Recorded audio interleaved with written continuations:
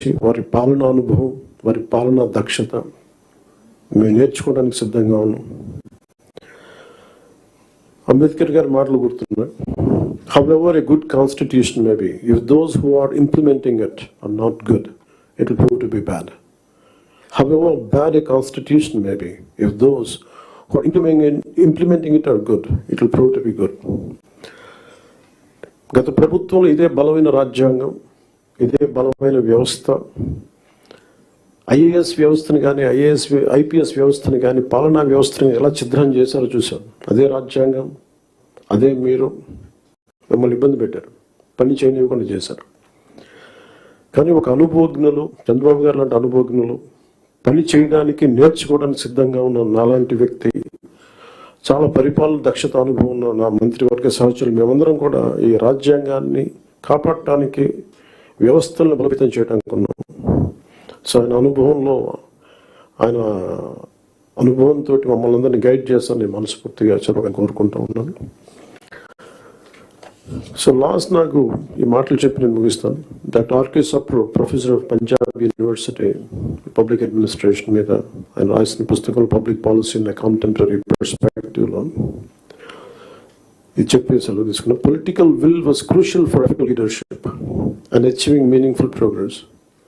Without a strong commitment from leaders to drive and support necessary reforms and policies, even well-designed plans could falter. There is a need for leaders to not only articulate visions, but also to have the determination and resolve to translate those visions into action. So we are extremely committed to translate Honorable CM's Chandrababu Naidu Garu's vision into action. We are all committed for that. And I plead you and expect you to extend your best efforts for this administration. Anigan Satyaprasad garu cheppinattuga, any faults from our side, and we want to be committed to people. We're going to bring an accountable governance.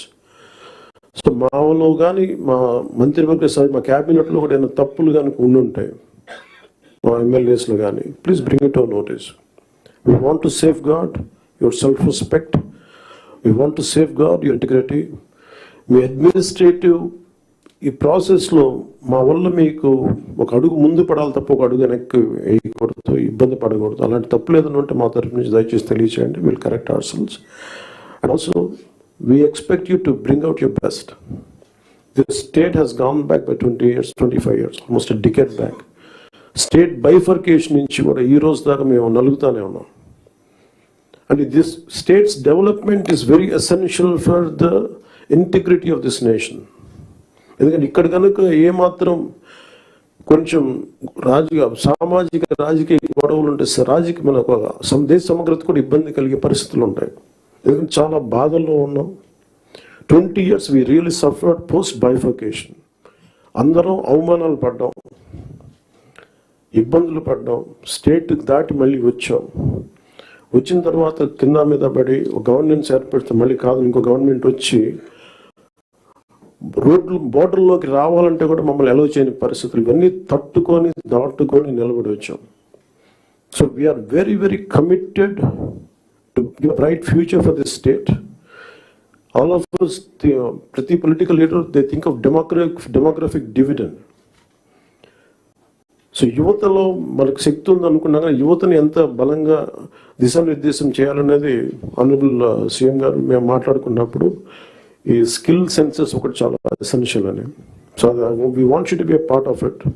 ఆ skill senses సంబంధించి మీ సలహాలు సూచనలు చాలా చాలా అవసరం. And 2047 India super power కావాలి, number 3కి వెళ్ళాలి అనే భాగంలో ఆంధ్రప్రదేశ్ కూడా వికసిత ఆంధ్రప్రదేశ్ ముందుకెళ్ళాలంటే ఈ విషయంలో మేము ప్రభుత్వం అనుకున్న కార్యక్రమాలన్నింటిలో కూడా మీరు మొత్తం సలహాలు సూచనలు ఇవ్వాలని మనస్ఫూర్తిగా తెలియజేసుకుంటూ ఇక్కడికి వచ్చిన ఎమినెంట్ డిస్ట్రిక్ట్ కలెక్టర్స్కి, డిపార్ట్మెంట్ ఎగ్జిక్యూటివ్ సెక్రటరీస్కి, మంత్రి సహచార వర్గానికి, గౌరవ ముఖ్యమంత్రి గారికి ధన్యవాదాలు తెలియజేసుకుంటూ సెలవు తీసుకున్నాను. జై హింద్.